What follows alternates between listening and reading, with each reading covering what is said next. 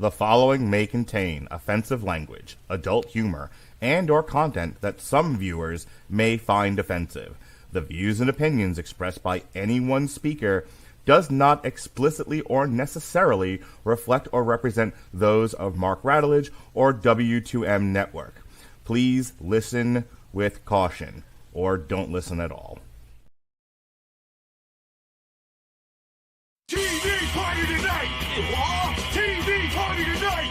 Oh, We got nothing better to do than watch TV and have a couple of brews. don't want to talk about anything else. We don't want to know. We're dedicated to our favorite shows! Oh, my tickets! Everybody loves Hippo Toes. Gary Dog! Vincent at Blurnsville. Futurama! Good evening. You are listening to a Radulich Broadcasting premiere podcast. Vroom vroom.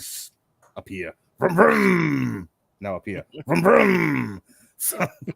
Over here. Where's the bike going to be next? I don't know. Now like this. Now I'm in the side compartment. Now I'm on a trike. Now I'm riding bitch. This is TV Party Tonight, and our favorite show tonight is Sons of Anarchy Season 2. Sons of Anarchy is the story of the Teller Morrow family of Charming, California, as well as other members of the Sons of Anarchy Motorcycle Club, Redwood Originals, Sam Crow is what they call it, their families, various charming townspeople, allied and rival gangs, associates, and law agencies that undermine and support Sam Crow's legal and illegal enterprises. It is brought to you by the good people at FX and was created by the man, Kurt Sutter. And joining me tonight, ladies and gentlemen, he'll rip your mind out. He'll burn your soul. He'll turn you into me. And nobody wants that. He'll turn you into me because he's a liar. Ladies and gentlemen, Jesse Starcher, how do you do, sir? Well, that ties into this whole season, doesn't it? Somehow. It does. It does. Yeah. I was pleasantly surprised that the man, the singer of The TV Party by Black Flag, the singer of the Rollins Band, for which it is named after him, Henry Rollins, is in season 2 of Sons of Anarchy. Funniest, he did, a couple of years back, I saw him do a spoken word concert and spoken word show, and he was talking about how he had to, I can't remember what project he was working on, but they had to film him like naked, getting out of like the tub and walking, and they needed him specifically because he is covered in tattoos like you do. And Henry Rollins is a shy boy, Jesse. You know, being a shy boy is like. As many times as Jesse has been asked to walk naked out of his bathroom, Jesse is a shy boy. I am. Just like Henry Rollins. And so Henry Rollins was not really wanting to walk naked out of this bathroom for this shot. And the director's like, look, man, I don't have time to like raid the prisons for another guy covered in tattoos. Like, you have to do this. You're it. And Henry Rollins is nothing if not a cowboy. So he did, in fact, cowboy up. And they got the scene. The other really funny story from his spoken word was they sent him over to do one of those USO shows, and they just sent Henry Rollins over. They didn't send the Rollins band. They sure as shit didn't send Black Flag. And so he gets there. So he gets to Afghanistan or Iraq, or Kuwait, wherever they sent him in the Middle East. And like he's meeting the troops. He does the meet and greet. He does the tour. He does all the things you do as a artist when you do the USO tour. For the troops, and he's like, okay, this has been great. They're like, okay, well, you're on now. And he's like, the fuck do you mean I'm on? They're like, you're on. Like, you have to go perform for the troops. That's the whole reason you're here. He was like, what do you want me to do, juggle? Like, What are you gonna do? Like, the Rollins band is not here. Just the Rollins is here. Yeah. And they were like, you better figure out something, man. I don't know, juggle chainsaws or some shit. Wow. So he goes out there, and he's Henry Rollins, very like fairly progressive liberal Henry Rollins, and he's in front of all of these, warrior American troops, and he's like, I don't know what, he's like thinking to himself, like, I don't know what to say, I don't know what to do, and he's like, hey, doesn't George Bush suck or something? He said something like really crowd pleasing, and he got like an man. uproarious like fucking cheering, and he's like, oh, okay, I got this, and then he proceeded to do Oh. just spoken word. So yes, I'm a Nice. huge fan of Henry Rollins, and I was really excited to see him this season. So, as far as his acting career goes, I don't know if I feel like I've seen him in something else, but I cannot remember what. Johnny Mnemonic. Okay, all right. So, he does great in this season. By the way, really I don't have any complaints whatsoever. He pulls off his character AJ Weston really well. You know, he's supposed to be a white supremacist.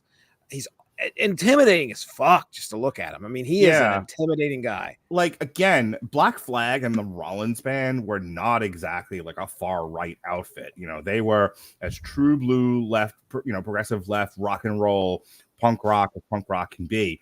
You know, and Henry Rollins is a cool dude. You know, I remember again his talking about like his spoken word and how like he kind of follows like a warrior ethos and like just tries to push himself to be the best that he can. I mean, he's the last guy you would think of that would play a neo-Nazi, but that's right. Neo-Nazi. My favorite. I don't want to jump too far ahead because we're kind of all over the map tonight talking about Sons of Anarchy season 2. But my favorite thing about him is that they obviously had to add some tattoos. Did you happen to notice that? Oh yeah. Yeah. He have fuck them ends really on his chest. That was an add-on. And I noticed it at the very end of the season. Spoilers. I noticed it at the end of the season where they execute him in the bathroom. It was a great scene, by the way.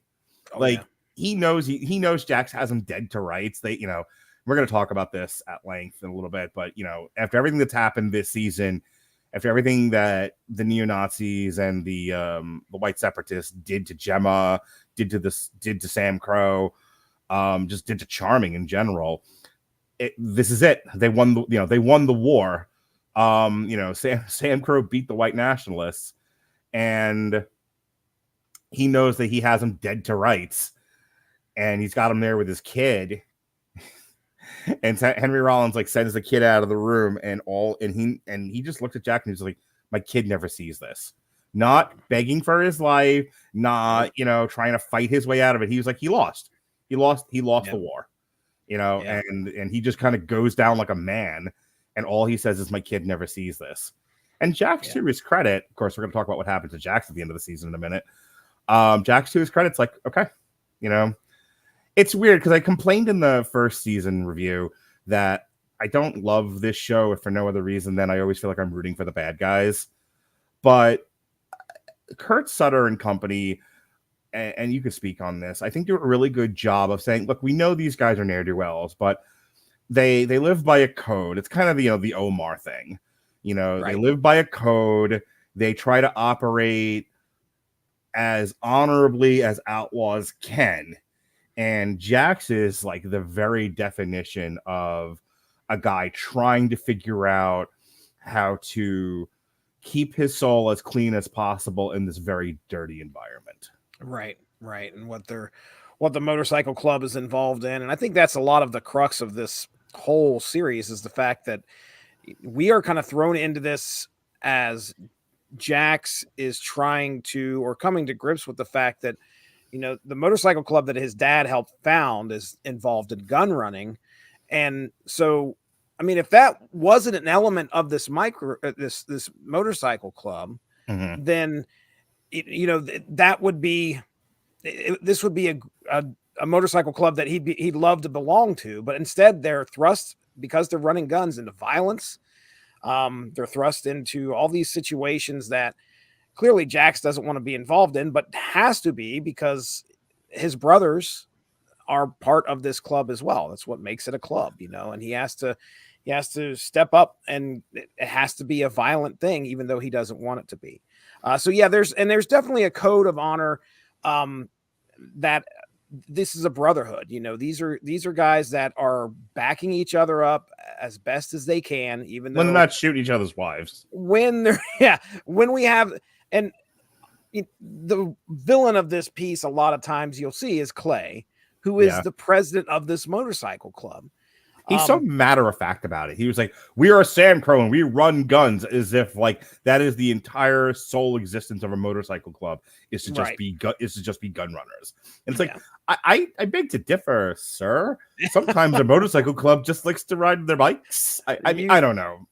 Yeah, exactly. I think a lot of it has to do with money and just their ways of going about it and the type of lifestyle that they've lived for so long. Now it's like they have to run guns in order to make money for some reason.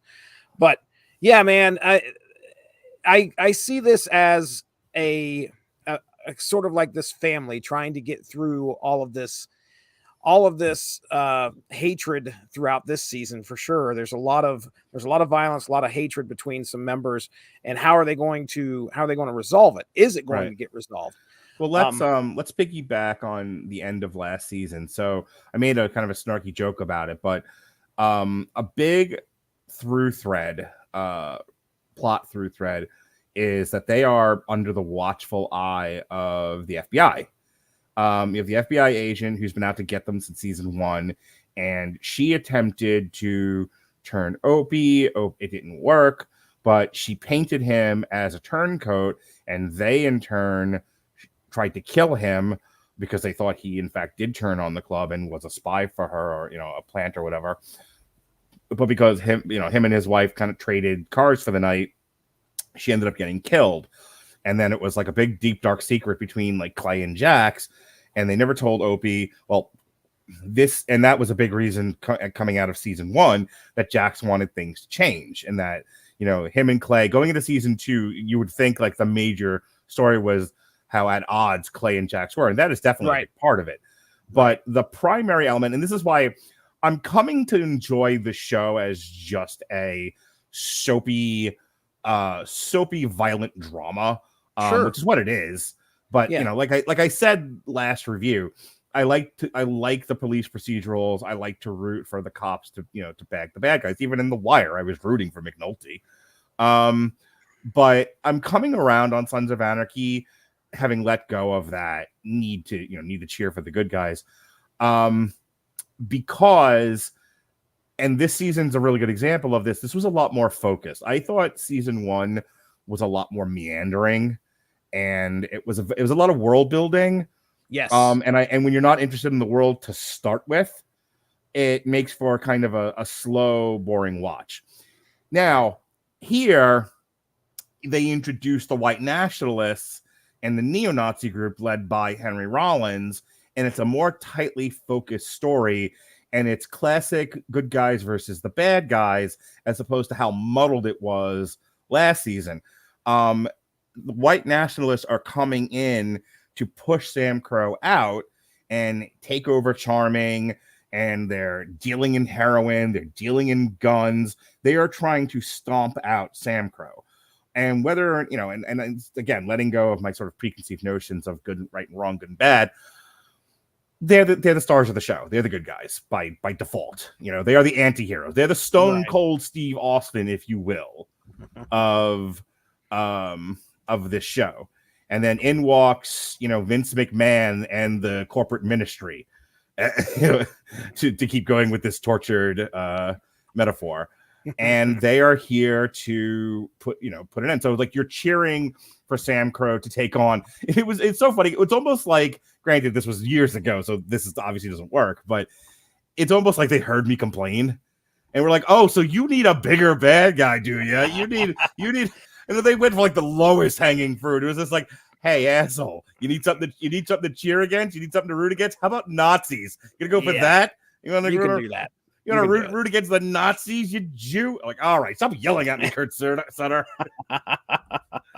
anyway, I don't know why I took this so personally, but so that's what happens. It's like that's the whole season. Is you have Sam Crow versus the white nationalists and the neo-Nazis. You have the mending offenses. You have the at odds, and then the mending offenses between Jax and Clay. And then I think kind of a deep third is I can't remember the character's name. Tara, I think it is. Jax is his girlfriend. Like old lady. The old, but the grooming, Jesse. The grooming that she goes through this season, like she really bonds with Gemma, especially after the gang rape scene. and all of that. But like by the end of it, like again, we're jumping around a little bit, but that beating she throws on the one administrator at the hospital, like that was quite the moment. Oh yeah. She definitely grew some stones, I guess is probably the best way to put it, because I can't even keep her on the Adrian scale anymore. She's no longer the bitchy, naggy, wife. She's coming into she's fucking Gemma in training. Yeah. Well, there's that one moment where she kind of stands up to that porn actress, and then proceeds to screw Jax in the bathroom while looking her straight in the eye while doing it, and it's like, oh damn, girl. That was a quality moment. That was a fuck you, bitch, if I've ever seen one. Yeah. This is, Sam Crow. They are one thing you could say about them as heroes, I guess you would say, or anti-heroes. One of the things I've always found admirable, at least of that motorcycle club, even with Clay at the head of the table, is the fact that they want to keep charming. Like they don't want big commerce coming in, and that's what Zobel and the White Nationalists and all them kind of start to do. They're going to come in, they're going to start developing things, and Sam Crow doesn't want that to happen. Not only that, but because the bigger Charming gets, the more drugs that start to come into the town, and they don't want that either. That's something that they have a kind of like a hard line against. Mitch Pileggi's character, I wish I could remember his name, but I think he's in the first season. I can't remember if he's in much of the second season or not. I think he might be, but anyway, he was dealing in meth, and they were at odds with him a lot of the times because he kept bringing his shit in when he shouldn't have been. Sam Crow's it's definitely got, some things to cheer for, but definitely this season you can cheer for them because you want to see them shoot the shit out of some Nazis. You want to see that happen. Yeah, and like I said, it's definitely the lowest of low hanging fruit because where else are you gonna go after fucking Nazis in terms of like, well, what's the baddest, right? Who else are they gonna put as the villains? I'd be curious to see what they're gonna do with season 3, given how this season ends. But I throw the term lowest hanging fruit, and there's a negative connotation to it. But sometimes that's okay. There's a reason why, and I go back to the pro wrestling reference, there's a reason why a lot of the 80s was, well, we'll have an Iranian bad guy, we'll have a Russian bad guy, and we'll have this kind of bad guy and that kind of bad guy. Because they were easily identifiable things for Americans to root against. Just really quick, Yokozuna, because when we were into our Japan hating phase in like the 90s, the late 80s and the early 90s, the whole reason why a giant Samoan was given a Japanese sumo gimmick was because that was a thing the average American could identifiably rally against. Right. And then they threw poor Lex Luger into the red, white, and blue, and everything went downhill after that. But we're not here to talk about wrestling. Lex Express. Ugh, poor Lex Luger. Anyway, I do want to talk about, we're going to split the show in half like we always do. We're going to kind of hit the finer points of season 2 for the first half of this review. And then Jesse's going to pull it out and show it to us. Right, Jesse? All the time. Yes, Jesse. That's for those of you watching. That's what Jesse does on this show. He whips it out and shows it to everybody. So stay tuned. Yes. Let's get serious though for a moment. So we talked about how much we loved Henry Rollins in this season. And he is just a straight, like, nope, no blacks, no Mexicans, don't deal with them. We are here for white people. We are here for the business of white people and for the protection of white people. And that's all there is to it. He is a true believer. Kind of honorable in that sense. Like, you definitely, like, if you have to sympathize with one villain, he's the one you sympathize with because the other guy's just a bag of shit. Like the main boss, the Vince McMahon character. Zobel, yeah. This is the guy who's just like, yes, I'm preaching white separatism and I am preaching white nationalism and all of this, and I am in line with the neo-Nazis, but I'm also going to do business with the Mexicans because I'm evil, and I'm also going to do this, I'm going to do that.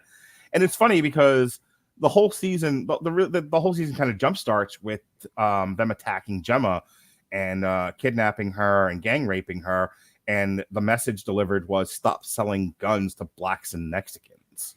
Right. And a few episodes later, it's not so much they don't want to do that, it's they don't want Sam Crow doing it. They are trying to eliminate the competition, see?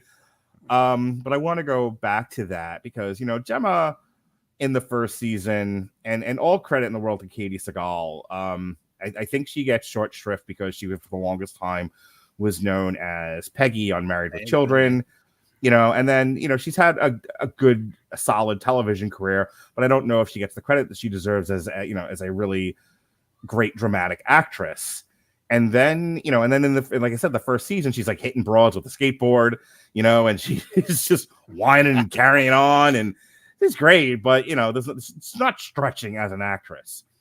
And then they do the bit where she gets kidnapped by Henry Rollins and company, and they chain her to the fence, and they all take turns raping her, and it's just the most awful thing. And for the rest of the season, she's playing a traumatized woman who is trying to maintain her strength and her courage in the face of trauma, in the face of shame, the shame that she feels. And it's and I don't want to get too much on a tangent on this, but it's the survivor mentality of those who have been through a sexual assault. You have done absolutely nothing wrong, but still carry like an enormous amount of shame. Right. And she portrays that perfectly in this season. And as brutal as that is, I'll tell you what, like I was kind of like in and out of the season until then. Like that scene had me like horrified and gripped. And then it was like, well, what are we going to do now? So it's like, it roped me in for the remainder of the season, all 13 episodes, because of the strength of that one scene. And fucking Henry Rollins in that scene is such a bastard. I mean, like, you know, he's got like the Shape mask on. He's got like the Michael Myers mask on. He's like all up in her face after they've just had their way with her and she's chained to the fence. And he's like, give them the message or we do this again. And like, you fucking believe it. Like there's a lot of fucking threat there from Henry Rollins. But I wanted to fast forward towards the end of the season where, you know, her and Tara have been discussing it and she's been trying to work with it. And this is one scene where she's talking about how Clay won't love her anymore. He won't want to touch her because another man violated her. Right. Ugh. Just, you could spend an hour just discussing that alone, that mentality. Yeah. Right. But, you know, again, it ties into the Jax versus Clay storyline because she sees them at odds with each other and it's tearing the whole club apart and things are going badly because these two can't get on the same page and they have to have a united front against the white nationalists or they're going to lose everything. And so she finally says the only way to bring these two together is to tell them what happened to me, which she does not want to do.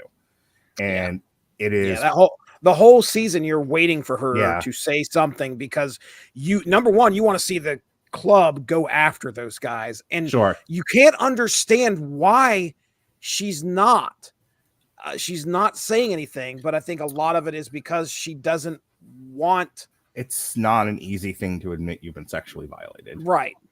That's absolutely. Ask any survivor. This is not an easy thing to talk about. Yeah. And then you have to be this badass fucking tiger mom of a, you know, of a gun running outlaw motorcycle club. Right. The belief that you are destroyed as a person by something like this is huge. And she doesn't want to be seen as less than by these people that she respects and needs the respect of. But she kind of sacrifices that to bring them together. And, you know, to credit to the writing, credit to the acting in that scene, it's, you know, it definitely made me tear up a bit, you know, to see Jax and Clay react to her, to see how tender Jax was with her after that.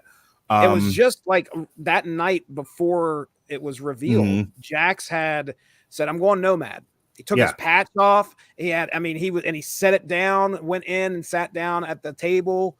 And then I think the way, if I remember right, and it's been a while since I watched it, but I feel like the way that they ended the episode is her telling them, and then both of them just realizing, okay, our differences don't mean anything right now. Yeah. Clay and Jax are like there for Gemma, and that really made that made that episode. And I think they ended it like that too on that on that episode. But I did credit all the credit in the world to Katie Seagal. She was magnificent in that scene. I agree.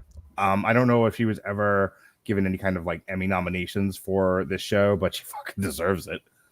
She did Really fantastic. impressed. It's some of the best acting I didn't watch a whole lot of Married with Children. She was Mm-hmm. also in a show with John Ritter, wasn't she? With the 10 Ways to Date a Teenage Daughter or something. I can't remember. 10 Rules for Dating My Daughter or some dumb shit. Something like that. But yeah, I mean, she shines. Yeah. She's on Roseanne, or not Roseanne. By golly, not Roseanne. She's on the Conners right now. I don't know if you've watched the Conners. Oh yeah, lately, she's Dan's girlfriend or wife which now. is fucking great when you think about it.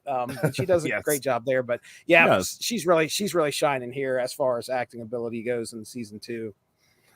The only other thing I wanted to talk about was the conclusion of season 2. So another through thread through this season is that, again, to maintain their ability to sell guns, they need a pipeline to get guns, and so they are dealing with the Irish, like literally, I think like the IRA, and there's one of the guys that's part of the IRA is also a rat for the FBI. Can we just talk about that scene for a moment at the very end where they kind of have, and I don't want to play the clip, but they have it was me, James. It was me the whole time, the author of all your pain. There's this bit where he's trying to get a hold of the kid in the IRA is trying to get a hold of his dad. And like he goes to the wharf and he throws the phone in the water and everything. And she was like, we knew about the cell phone. We knew about your dad. We knew about everything. And I'm just like, what is this fucking, again, the WWE? It was me, Austin. It was me the whole time. Like, ugh. I did it for The Rock. I did it for The Rock, but how many wrestling references can we get into this one review? Let's count. A lot of people watching tonight, and they're just going, I don't watch wrestling. I don't know what the fuck they're talking about. Anyway, the point is, we're going to lose the entire audience, is that it seemed a little, I'll make a different reference. I'll make a Simpsons reference. It seemed a little the FBI knew the CIA was setting up the DEA the entire time. And I'm like, ugh, they give this woman way too much in this show. But what I love, though, is what an ass she is. She's another, like, unsympathetic cop villain in this show. The whole thing is the dad's like, you got to kill the FBI agent. And so they go back to the house, and he draws a gun on her. And, of course, he pusses out. And so, but then the girlfriend shows up. And I can't. Polly, which is Zobel's daughter. Right. Yeah. So the girlfriend shows up, Zobel's daughter, and she gets shot. And then Gemma shows. Yeah, Gemma shoots her. Is what happens. Gemma's the one that shoots her. Yeah. Gemma's the one that shoots her. She's trying to get revenge for what happened to her. So she shoots the girlfriend, and then the FBI agent shows up. And she's like, "What now?" And this is after the FBI agent has already shot the kid. Yep. That was it. Now I remember the sequence of events. He draws the gun on her. She's like, "No, you won't, pussy," and he doesn't. And so she disarms him, and then he tries to make a run for it, and she shoots him in the fucking back, which you're not supposed to do.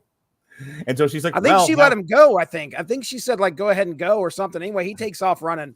Yeah, and she shoots him in the back, which is let me tell you, this Agent Stahl.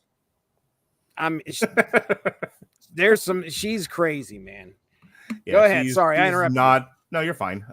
I don't know if you in the many years we've been podcasting, but I think I may have interrupted you once or twice. So you're fine, Jesse. You just talk all over me. It's fine. So anyway, so she shoots him in the back, and you're not supposed to shoot an unarmed man in the back. I don't know if anyone knows that. Like, I'm not a law enforcement expert, but last I checked, shooting a guy as he's running away from you is not a thing you're supposed to do as law enforcement. Not kosher. Yeah. So he's dead. And then the girlfriend walks in, my baby. And then Gemma walks in, shoots her, and the FBI is just like, oh, well, this worked out perfectly. Oh, yeah.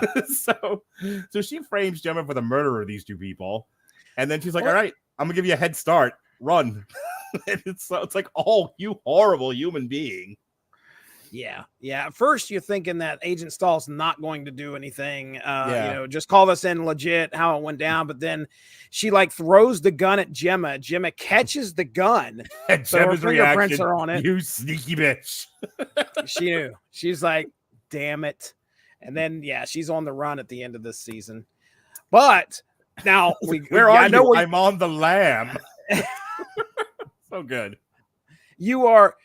You're getting to the where this kid's dad gets involved and how we end this season. So I think that's where you were working. Yeah, that's where I was headed. So, I don't like. here's a brave statement. I don't like child abuse, and I know I'm about to say something. I'm about to say something controversial. Yeah, It might get me controversial. I don't like it when children are harmed. Take it easy, everyone. Canceled. Yeah.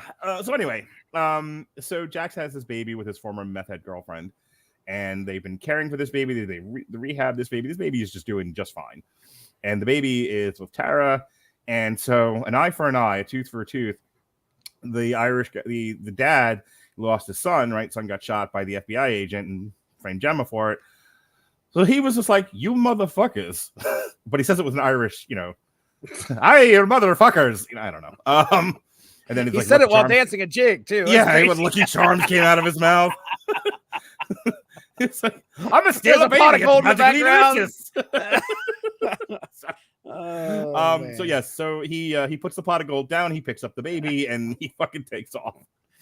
Yeah. And Jax, who Charlie Hunnam is just cooler than the other side of the pillow. We all know this. Charlie Hunnam, he's a handsome man, he's a good-looking man, he's cool, he's awesome. He's the reason people watch this show, because it ain't for fucking Tombstone Head, Ron Perlman. I think as it's said, Tom Arnold, I believe, says in this season that he's much like Brad Pitt, except less gay. I think is the quote. That's a quality line. I actually didn't pick up on that. That's awesome. So yeah, hot as shit, Charlie Hunnam, right? He's always, as fucked up as the show can be with him, and at different times, sort of putting pressure on him. He always handles it with big dick energy, Jenna. You know what I'm talking about. BDE. BDE. Toxic masculinity. That was a different podcast. Yeah, he's always got the swag. He's always got the confidence. He can handle any situation, and he just walks cool, everything cool. And then they steal his baby. They stole his baby, Jesse Starcher. And have you ever seen a man just crack? And I don't mean like mentally he was having. No, I mean like just like lightning bolt cracks down your body and you crumble to the ground. Like a piece of like a broken window. Because that's what happens to Charlie. All the credit in the world to Charlie Hunnam for the physical acting at the end of this season. Because I'll tell you, the end of last season, I was like, and he's like, and Clay, I will make you pay for all the things. Gun running is wrong, and I'm going to change the way that we ride motorcycles. Whatever. I'm doing this because I love Jesse and Ronnie, Ronnie's late to the show tonight. I'm doing this because I love you guys. I don't fucking care about this. And then what a switch. Because there's Charlie Hunnam. And like the whole thing, it's just like when Tara says like I have been tied up and he stole the baby and you better get here. And like they have Zobel like dead to rights. They're about ready to kill him. And Jax is like, I need you to Ron Perlman. And Ron Perlman's like, my baby, my boy who I've threatened to kill multiple times this season. He needs me. And everything just stops. The world stops, just stops rotating on its axis. And off he goes to go find him. And then they get to the docks as the Irishman's speeding away with the baby and his Lucky Charms. And fucking Jax just falls down, crumbles. And Ron Perlman, like, credit to him too, in a very physical acting scene where he's like, there's nothing he can do. This guy who has been so like high strung in terms of trying to keep shit going, keep things rolling, covering up murders, killing people. And they are all just left there bereft of all of their manly swagger. They are devastated by the loss of Jax's baby. And you feel it as a viewer. Like I watched that and I'm like, I was horrified. Like between that and fucking Gemma's rape, like two things in this season where I'm sitting there going, oh my God, this fucking show. Kurt Sutter, you mad genius. You hooked me. Well done. I mean, it took a rape and a baby stealing to do it, but all power to you. You figured me out. So, what'd you think, Jesse? Yeah, it was something else. I remember watching the end of that last episode is really, really tense. Half sack Half Sack ends up getting killed. He was with Tara at the time that Cameron showed up to steal the baby, and he had, he's like, an eye for an eye, and he has a knife on the baby. He's going to kill the baby. You've heard me talk on Damn You Hollywood how there's no bravery in Hollywood. There might be on television. Jesus Christ, hold a life to a baby. And then you're like thinking like these mad geniuses will actually do it too. Like, it's FX. Who fucking cares? Nip Tuck and all these other things. We had Aceveda blow a guy on national television. Who gives a fuck? We're FX. We kill babies and blow people at knife point. There it is. To be their tagline. Stabbing and blowing. FX. We got the movies. Oh man. So good. So Half Sack ends up getting stabbed, and the guy runs away with the kid. And Tara's got to try and explain what happened. I mean, there's just all sorts of insanity in that last sequence. And just that's how we're ending the season, is Jax is going to watch his baby be sped away in a boat, and these guys can do nothing. Yeah, they can't do anything. Is it weird that I'm imagining season 3 opens up with them all riding motorcycles across, on the water? On the water. They're just playing fucking Alabama Thunder Pussy. They're just riding. I'm gonna get you. He's like in the speedboat. Oh, amazing. Yeah. Oh, yeah. Yeah, it sets up, you are better not cancel that show in season 2. Man, could you imagine? Like, there would be riots. There would be riots. Oh my God. Yeah. No. Season 3 had to happen. Yeah, absolutely. Right. All right, Jesse. I really did like this season, between the Henry Rollins stuff, the slimy Vince McMahonish, the Zobel stuff, Gemma, the stuff with Gemma, the stuff that we just talked about, the conclusion of the season. This was tightly written. This was very focused. It was very much good guys, bad guys. I think even the stuff with the sheriff's office, where the deputy, the sheriff tells the deputy, he was just like, look, you need to not get in bed with Zobel. He's the bad guy here, and for this to work, I'm already corrupted. I'm in with the motorcycle game. There's nothing I can do about this now. Excuse me. But you need to stay clean, or this all goes to plaid.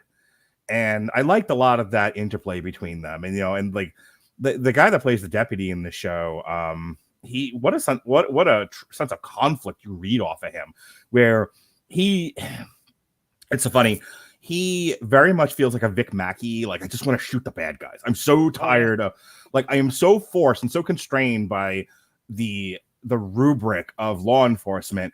Meanwhile, everyone gets to do whatever the fuck they want. I'm so frustrated by this. Like, he is like this close to flip the desk angry at all times. Yeah. And, it's like, no wonder he makes some of the decisions that he does. He's not dumb. He's just like, he's trying to figure out what to do next. And, and I like the level of respect that him and Jax have and all of that. Right. So there's a lot of really good stuff this season. Again, you kind of dragged me into Sons of Anarchy kicking and screaming, but I've turned around. I'm very anxious. For the first time since we started doing this, I'm very excited to talk about this show when we get to season 3. Okay. All right. So unless you got anything else in terms of like general show review, I believe you were going to whip out your pictures and show them to me. Come on, Jesse. Make with the naked pictures already. I will, as a matter of fact.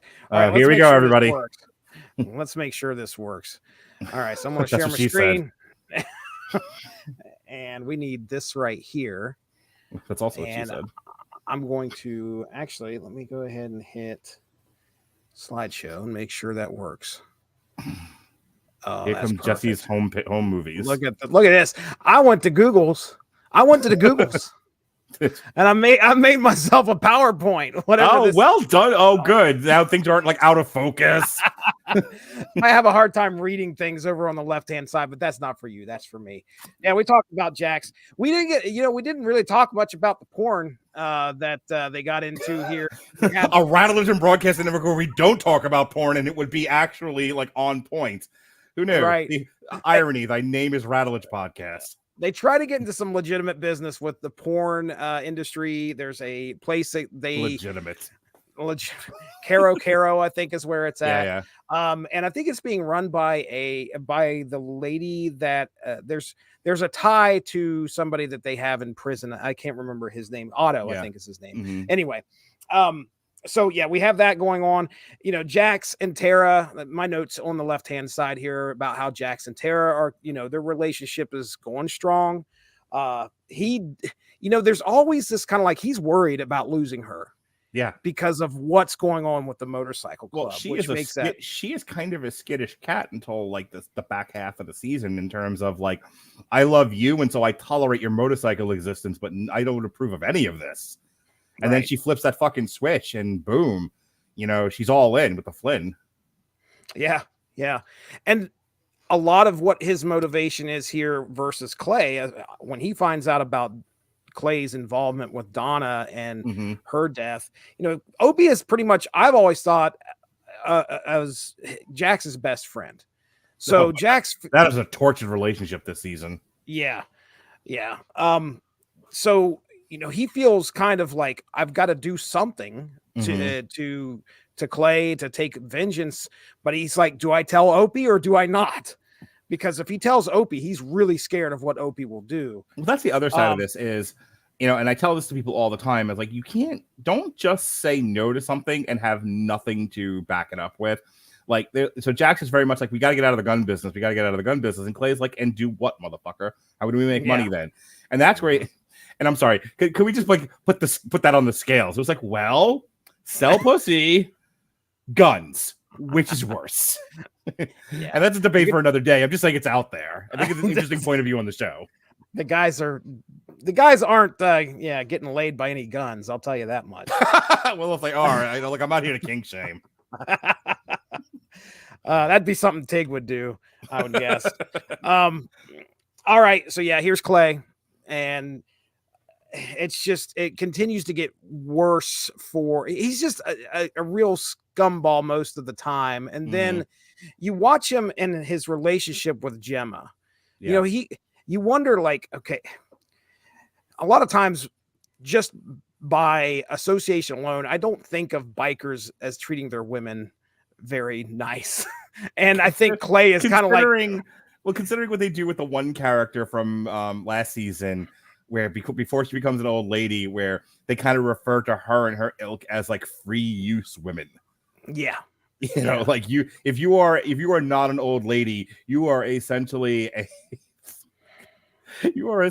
cum dumpster, and that is how you are regarded, to be passed around like a joint. And it's like, well, It's an interesting culture. Yeah. So his, you know, watching him, he loves Gemma. You can tell that he does. Absolutely. So there's that admirable quality of Clay, that he does love Gemma, but you can tell that he loves the club more, and he wants to protect the club as much as possible, and he wants to protect their the way that they make money as much as possible. And of course, that's what brings him. Power corrupts Jesse Starcher. Absolute power corrupts absolutely. Without this motorcycle club, he has no power. Right. He is clinging to this motorcycle club because of the power and influence that it gives him. And when asked, why do we run guns? It's because that's where his power comes from. Like, it could be so easy to change this club to something different, to make it be about something else. But then what is Clay? What happens to Clay when they no longer have the money, the riches derived from selling illegal guns? What does he become? What becomes of him? Who is he as a man? And I don't know if you go ahead. I was just going to say, I don't know if you caught this or not, but you know, they talk about in the season that if he can't ride, he can't lead. Right. So if you can't ride your bike, and a lot of times when you're a few scenes, you'll see Gemma putting needles into his fingers because he's got arthritis so bad. And when he's riding the bike, he's, you know, you could see him kind of take his hand and just kind of Can we just talk about that for a second? Have you ever ridden a motorcycle? I've never. No. Okay. I've rode a bike. A little 10 speed. That's close. Jesse pretends he's in Sons of Anarchy. No, I've actually been on a Mindy get on the back. She holds on. She's like, "You're my old lady, Mindy. Get off me." Go wash the dishes, you nut job. No. I'm not gonna lie and say I've ridden a motorcycle, but I've been on them, and I've definitely, like, when they're idling, I've been on. I've kind of hung out and held the things. Those things fucking vibrate a lot. The handlebars. Imagine how, the amount of strength and tension needed to operate a motorcycle as much as these guys ride. Yeah. You know? Dude. And so now imagine you have arthritis, whether or not it came from all the years of riding or just, age catches up to us all and does us all dirty. So now imagine you have that much tension, you have that much vibration, you have that much heat, you have that much power between your legs and your hands, and he can't fucking do it without being an enormous amount of pain. And and it's like my way of like relating to that, when illness, age, what have you, takes the better of you and you can't do the things that define you, you struggle with who you are as a person. It is awful to go through. And I don't sympathize a lot with Clay because I think he's a bag of shit just like you. But I do sympathize with that idea of who am I without the things that define me? And when you lose them just through the natural course of aging, it is painful. It is more painful than any actual injury I've ever suffered. And I can only imagine what this character is going through. Yeah. Yeah. And to watch him deal with what Gemma had gone through, there's, a pretty tender moment, I think, between the two. Although, it's Clay. It's kind of hard to have sympathy for him, but there's moments throughout the season where you tend to. He has one moment that I laughed at because I've kind of been there, not in that very specific thing, but just that tenor and just the way you deal with people. So Jax has been just chipping at him and nagging him about, killing Donna in the first season. And finally Clay has just had like enough of him. And he's like, you bring up fucking Donna one more time, I'll kill you myself. I will. And I'm like, I've fucking been there, Clay. I've been there. Yeah. Like, shut up about it or fucking put up already. Right. We talked a lot about Gemma, Katie Seagal's character. Yeah. A lot already. There really isn't much on my notes that we haven't covered. The bond between her and Tara, again, you kind of talked about that. Yeah. Those two, you could tell even in the first season, there was a history between the two that they didn't like each other. Yeah. And she didn't think Tara was good for Jax because, she needs Jax to be a part of this fucking motorcycle club. And Tara was, threatening essentially to take him out of it. Yeah. The moment I think, actually, you know what? I don't know if this is the next slide or not, but there's a moment where she and Tig are in the same room. Now, granted, she's been kind of staying away from Clay sexually. Mm-hmm. Yeah. She has obviously because of what trauma she's been through. Mm-hmm. And I think she's at a place where her and Tig start to kind of look like they're about to do something. But Tig finally straightens up and realizes. And Tig has that Bugs Bunny gremlin moment. What am I doing? he knows. He knows, number one, he's betraying his best friend. He's betraying his club. He bangs Gemma. He might as well fucking take himself out. Right. Exactly. Like, when he's done with Gemma, he might as well fucking blow a shotgun. But the point the point of it is, though, is that, she's just looking to be needed in that way. And she feels like she can't be that with Clay. And then it just bubbles up. I don't know if you heard me a couple of years ago when Sean and I reviewed X going to give it to you. Yeah, I remember that. And we talked about how the need for sexual intimacy doesn't go away with age. If anything, it becomes more pronounced.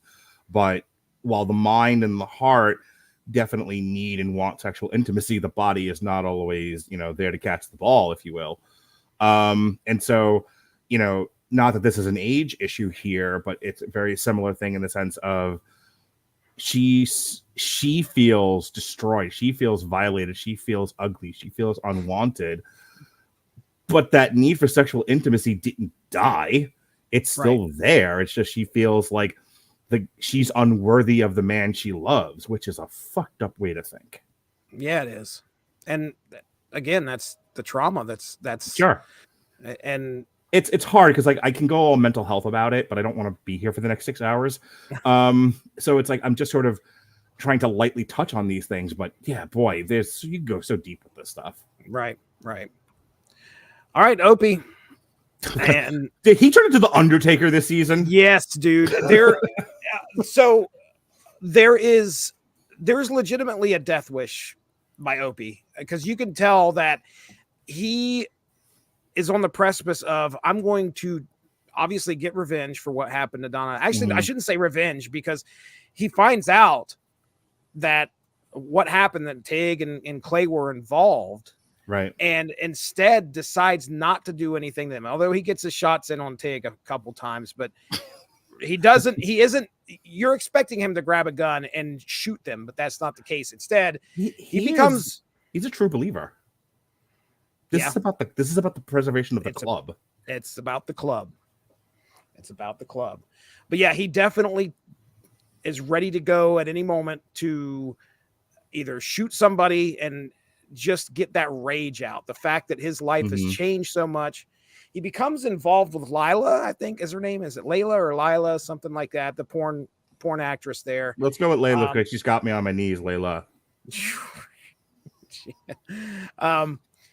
So they're together, and you're kind of like, Opie, hey man, you got kids, dude. You might want to settle down here.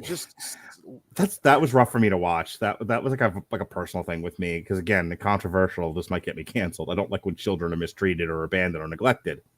Right. And you have this whole thing with Opie, who is just like all in with the preservation of this club and proving himself. And like it's like when Donna died, so did the piece of him that is the father of these kids, because he could give two shits in the fuck now. And his mom is even like, are you ever gonna like parent these kids? It's like, they're fine, hanging from a tree. Like one's dealing heroin in Baltimore. Like, you don't give her. It's like, you don't give a shit. Like everybody loves Opie. Everybody wants Opie to succeed. He's like the one guy. Jax is the one that has the kind of like power, I guess, to change the club. The one guy that's being just destroyed by the club is Opie. And now I think he realizes that Stahl, or at least it was pointed to Stahl, was the one that kind of manipulated things to happen when Donna got killed. So he does begin to find out that Stahl was the one that was behind this. He gets a little bit of revenge, doesn't he? With Stahl, does he show up in the parking lot? I can't remember if I believe so. And I think he has a like dead to rights and basic, and I can't remember what all happens. Well, I believe the quote is, the villain showed mercy and then he left. So yeah, he had her dead to rights this season. She was crying, oh my gosh, please don't kill me. Yeah. And then he ends up leaving. So he definitely shows her mercy. Yeah. Also, at the end of this, I believe Jax shares the manuscript, his dad's manuscript, with him. Right. And I was so excited, because I was like, these two boys are going to get together and they are going to kick Clay in his ass. That was my expectation. But anyway, Lila, by the way. All right. Next up. Tig, we talked a little bit about Tig already. So remember we were discussing the mask, about like by the end of it, Calloway is just fucking is catatonic and he's just all fucked up from having dealt with the mask. Yeah, that's Tig by the end of this season. Yeah. He is a mess. Tig, but Gil's gonna do that to you. Tig's a mess. Just put that write it down, because we're gonna talk. I've been ahead a few seasons, and trust me, Tig's you think he's a mess now. Just be ready. All right. So that's, I don't have much else. I mean, he does regret the fact that he killed Donna. I mean, you can see that when that episode happens. He fucking shot an innocent woman, for fuck's sake. Yeah. And it was literally like he bungled an assassination.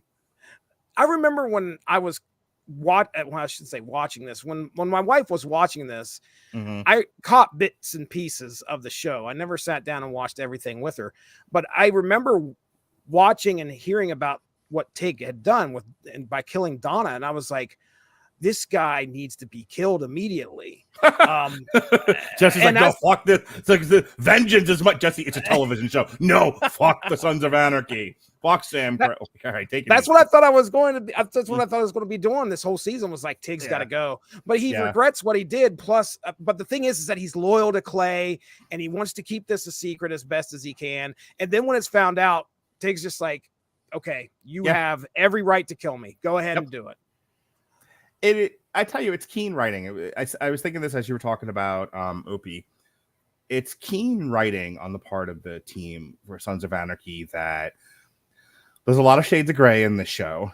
And going back to that moral compass, that rooting for the good guys versus the bad guys, they don't make your star good guy players so unlikable that that you can't root for them. And so even a situation like this where Tig knows he screwed up and Tig understands that Opie has every right to take it out of his ass.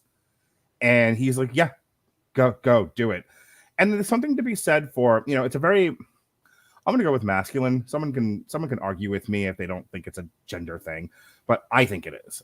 I think having that like honor code, among men, and going, when you know that you've done a bad thing and you owe it to somebody, for them to, take back the wrong that you committed. That's something that I can get behind.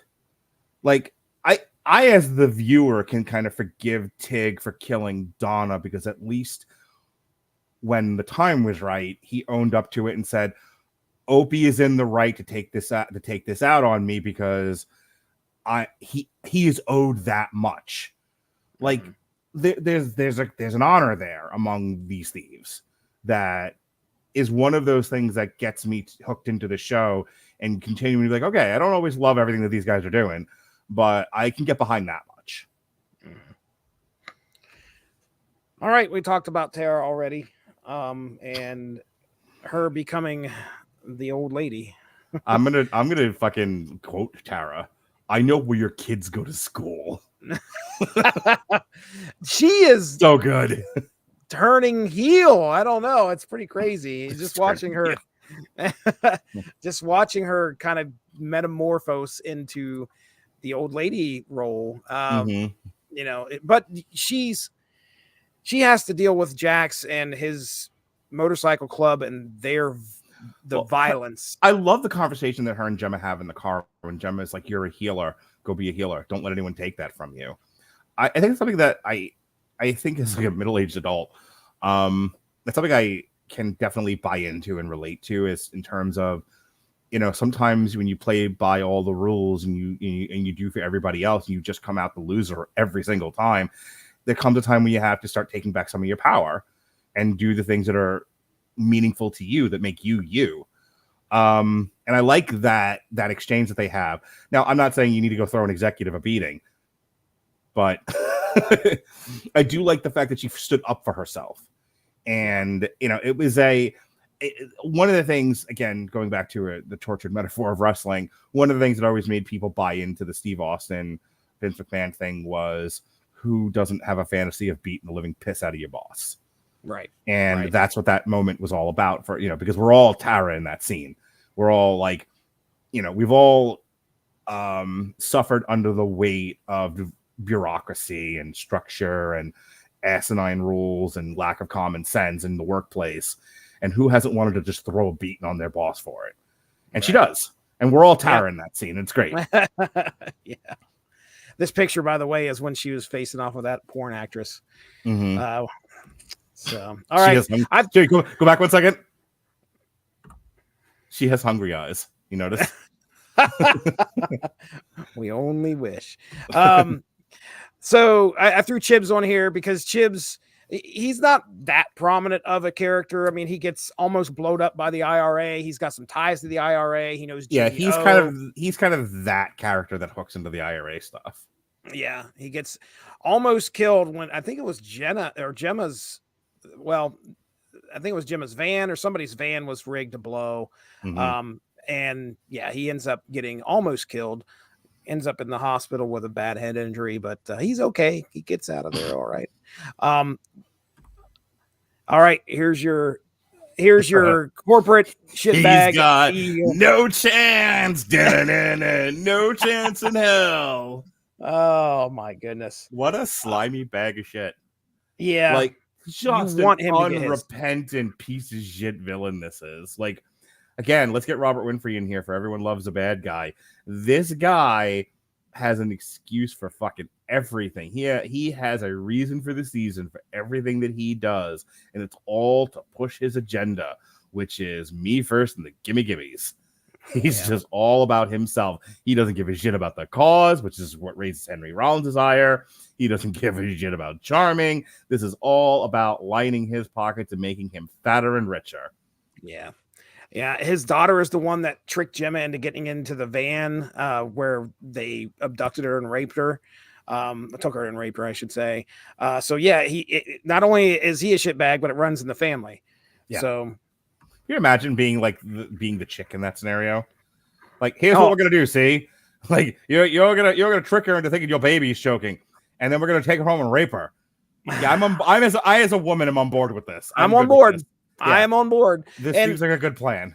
I remember the episode where Gemma's walking around and sees that girl out in the town, and she's like, "Holy shit, that's the girl that got me to go into the van." You wish you'd pull out a skateboard out of her, like, out of her pocketbook.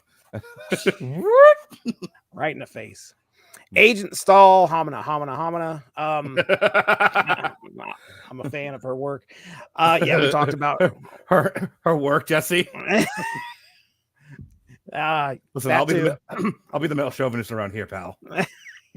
The chauvinist. Yes. Welcome to casual misogyny. She's very much a villain, I think, in my opinion. Oh, yeah. She could be working for the FBI, but she is definitely working she wants to put Sam Crow out. She wants to take all of them out. And even though she's in there trying to get the IRA, really she wants to further her career. Did you watch and Sam Crow is another step on that career. Did you watch The Shield at all? Never did. Oh my God. Go watch The Shield. But specifically, because the reason why I'm bringing it up is she reminds me of the Forrest Whitaker character from whatever season he's in, where he is so hell-bent on getting Mackie, he starts breaking all kinds of laws. And in the end, he ends up getting himself he gets himself put in prison because he is so blinded by hatred and wanting to bring down this bag of shit who always is one step ahead of him and getting away with murder, quite literally. And then you have Agent Stahl, same shit. Literally gets away with murder. She murdered a guy. She shot him in the back. And then she sees, unwilling Patsy, Gemma. She's like, here, catch. Like, oh, catch. Son of a bitch. Yep. Just so you ever see a human being turn into a fucking lollipop? Because that's that scene. It says jackass right across across the sucker. Poor All Katie right. Seagal. Yeah. But anyway, Agent Stahl, perpetual thorn in their side, especially this season, continually. All right, and I don't think we talked about Chief Wayne Unser very much when it came to it last year or last season. And he is still a pretty central character he's the guy that's kind of got the link to the club and still as a chief and is working to try and help kind of shield the club, but he also has to balance that with the ATF or FBI, whoever it is that's coming in there to try and get Sam Crow. So he's kind of tipping them off for some things. But I think the one thing that really stood out to me is his relationship with Gemma. Like, you can tell that they have a history together. When he's the one that finds her after she gets raped. And in order to cover it up, he like wrecks her car so that she doesn't have to tell. So she has an excuse as to what happened. So he's as kind of like, I didn't very, very much like the character in the first season, but Chief Wayne Unser has definitely grown on me as we continue throughout season 2, just because you can tell he's got a good heart. He's between a rock and a hard place. And he's also very much charming first.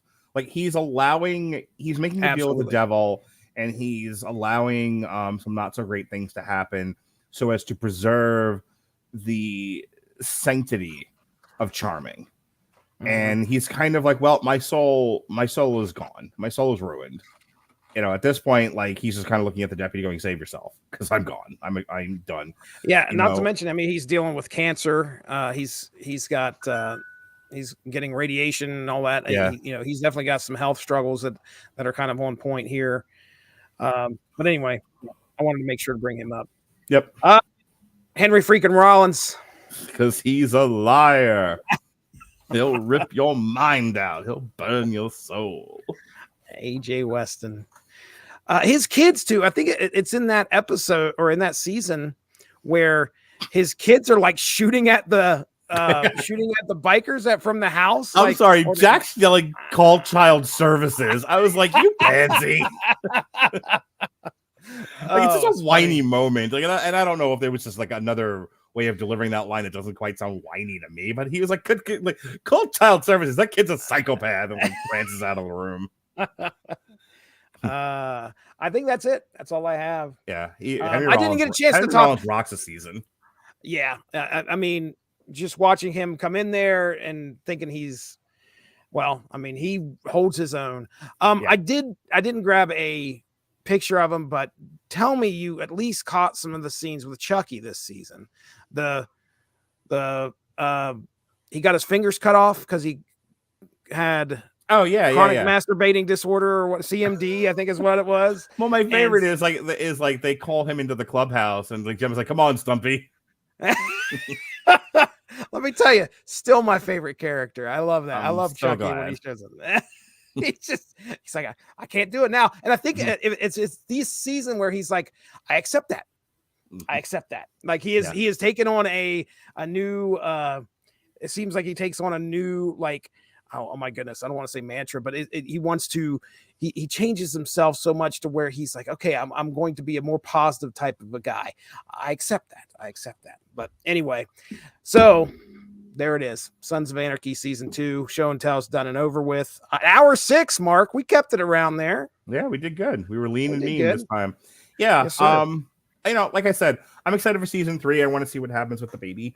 I want to see how Jax and crew deal with the Irish. We have our villains for next season, presumably. They beat the dreaded neo-Nazi, and now they have to beat the dreaded Irishman and his shillelagh. His pot of gold and his Lucky Charms. That's right. Stereotypes. All right. Speaking of stereotypes, tomorrow David Wright and I will be reviewing Star Trek Lower Deck season 4, and we're finally caught up on that show. Great show, Jesse. Have you watched any of Lower Decks yet? No, I've really wanted to, though. I so much want to. I'm a Star Trek guy at heart. I mean, to be honest, I just haven't had a chance to really get into some of the shows. Okay, well, turn off Everyone Loves Raymond and put on some Lower Decks. Okay, watch it with Mindy. She'll love it. No, it's a really good show. Like, David wanted to talk about it because he likes to talk about anything Star Trek, and I'm just like, oh god, everything coming out of like Paramount Plus just sucked diddlyucks. He's like, no, please, baby, please watch Lower Decks with me. You won't be sorry. And I'll tell you, it's like one of the best, for especially as an animated show, one of the best written shows I've reviewed the last couple of years. It's I was pleasantly surprised. I was happy David pushed me into doing it. So we're gonna do that tomorrow, and then on Thursday, myself and Sean Comer are doing a triple feature. We're doing another director focus and doing a weird one, doing a little one off the beaten path here. We're looking at Jim Jarmusch. And this was basically a whole elaborate plot so that I can get someone to talk coffee and cigarettes with me. You've never seen you ain't seen no indie movies. Yeah, I have no idea what you're talking about. Coffee and Cigarettes is a compilation of scenes of people talking to each other while drinking coffee and smoking cigarettes. It's awesome. Okay, it is like height. It's right on the nose there. What it is? Yeah, it's exactly. It is exactly what it says on the marquee. Let me tell you how this is the height of indie snobbery. Okay, oh, goodness. I have never seen a movie more up its own ass. It's awesome. Oh wow! If you are an indie movie snob, it's not getting any more snobby than Coffee and Cigarettes. Nice. So I had to talk about this, but sticking with Jim Jarmusch, then we are also talking Ghost Dog, which every fucking person I knew back in New York who was an indie snob thought Ghost Dog was the best thing ever. Is that oh my goodness, who Forrest Whitaker. is in that? Thank you. Yeah, That's Lawrence Fishburne. And members of the Wu-Tang Clan. Oh boy. Yeah. And then finally, Bill Murray and Adam Driver in The Dead Don't Die. Okay. Which is the most subtle zombie flick I've ever seen. That's right. Yeah, I remember that being a thing, and I wanted to watch it, and I never did. Daggone. Yeah, I mean, if you have to pick one of these to watch that won't drive your wife insane, I would say The Dead Don't Die comes as close to a mainstream movie as any of these three get. So I watched, just throwing this out here, I watched Dream Yeah. Scenario. I don't know if you've seen that yet with I have not. Nicolas Cage. Okay. Oh, Watched yeah, it that with one. my I haven't seen it, but I've heard interesting things about it.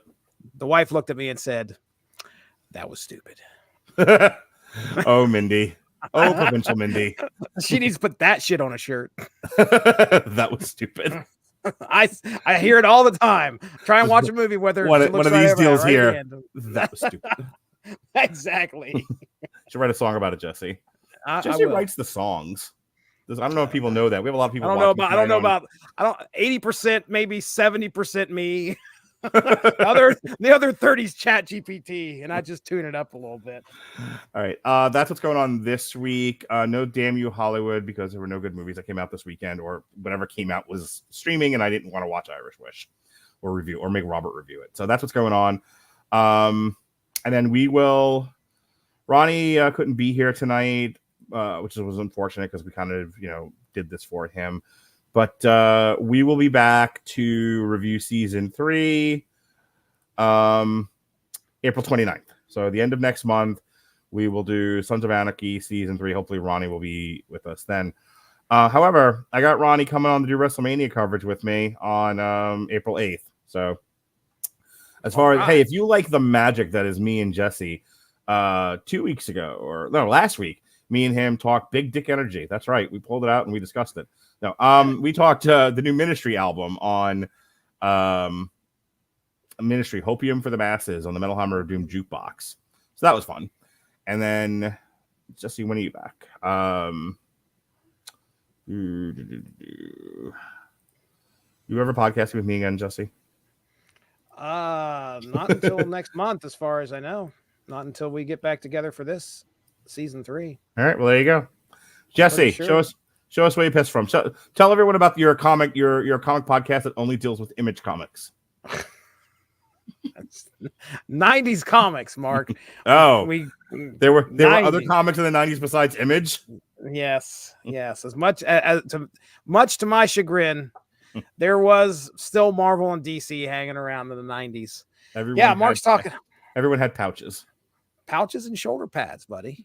Mm-hmm. Pouches and shoulder pads. And nipples as far as the eye could see. Oh goodness! Could you? Yeah. And cleavage you could sail a boat through. The 90s. Oh goodness! Yeah, that's the Unspoken Issues podcast where I discuss 90s comics right there on the Source Material Comics podcast. Source Material Network, whatever it is. It's not the network because that's the W2Mnet.com network. It is the Source Material Comics feed. That's where I was going. Yes, you can hear myself, Dean Compton, Derry Waite. I just recorded with Chris and Evan. We discussed some stuff that kind of ties in with the X-Men animated series that's kind of coming up. We did some X-Men Adventures comics from the 90s. Plus, we did a Teenage Mutant Ninja Turtles number 4 from Image Comics, Mark Radulich. That's right. We talked the black and white, red bandana on the cover, Teenage Mutant Ninja Turtles. It gets gritty. Oh, she roped you into doing X-Men 97, didn't she? Oh, I'm there.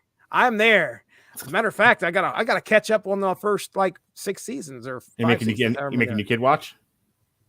I'm going to try. I mean, if I can get them in there, I'm going to try. You might want to Clockwork Orange that shit, strapped into the chair, toothpicks in the eyes.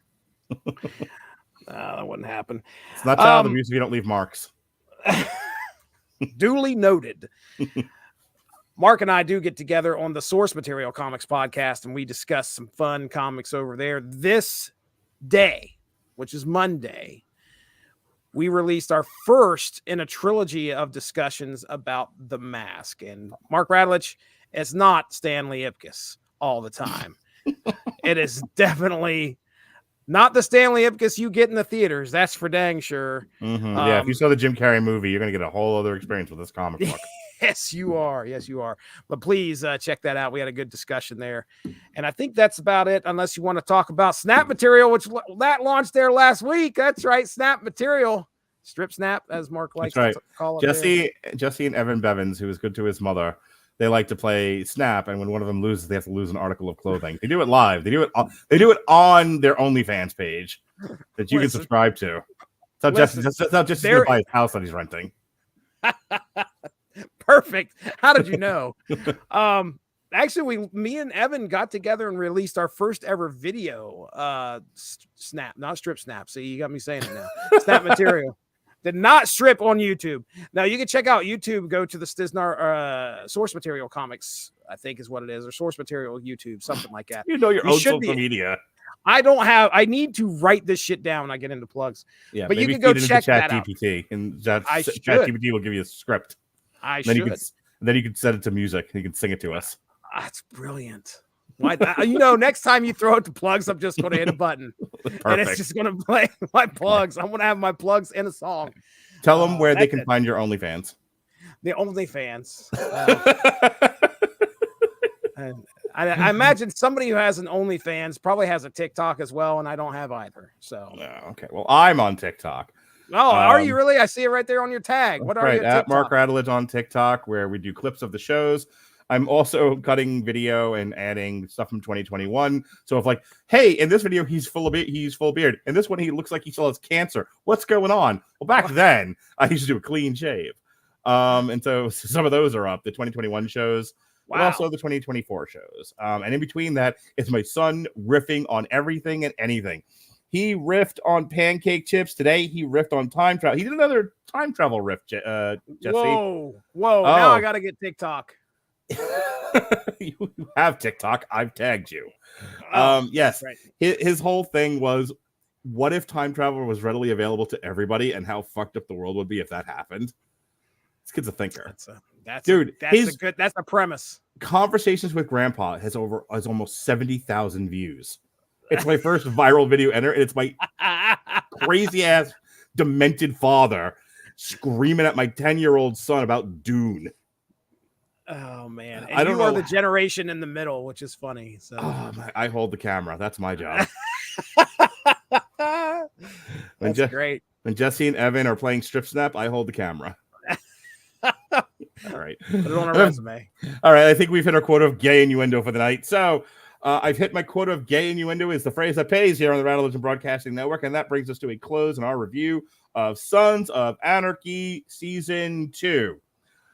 For Jesse Starcher, for Ronnie Adams, who was not available tonight for some odd reason, I am your mandated reporter, and frankly, I'm mortified, Mr. Mark Radulich. Be well, be safe, and vroom vroom.